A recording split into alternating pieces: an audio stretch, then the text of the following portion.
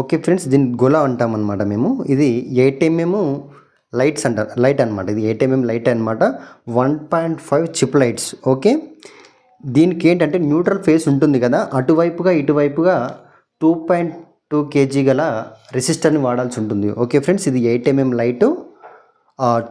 అటువైపుకు ఇటువైపుకు neutral face ఉంటుంది కదా, అటువైపుకు ఇటువైపుకు 2.2 kg గల రెసిస్టర్ని వాడాల్సి ఉంటుందన్నమాట మనకి. ఇది దాదాపుగా మనకు 330 రూపాయలు, 320 రూపాయలు పడడం జరిగింది ఫ్రెండ్స్ ఒక్క గొల. ఇది దాదాపుగా 60 ఫీట్లు ఉంటుందన్నమాట. 60 బల్బులు వస్తాయి దీనికి. Okay, 8mm light, 2.2 kg resistor అనమాట. అదేవిధంగా దీనికి 60 లైట్లు వస్తాయి. ఓకే, 8mm లైటు, రెసిస్టర్ వచ్చేసి 2.2 kg అనమాట. ఓకే, చూడండి ఇక్కడ రెసిస్టర్స్ అనేది చూడండి, ఒకటి ఉంటుందన్నమాట. ఇటువైపుగా ఒకటి ఉంటుంది, మళ్ళీ ఇటువైపుగా ఒకటి ఉంటుంది ఫ్రెండ్స్. ఓకే, ఈ విషయం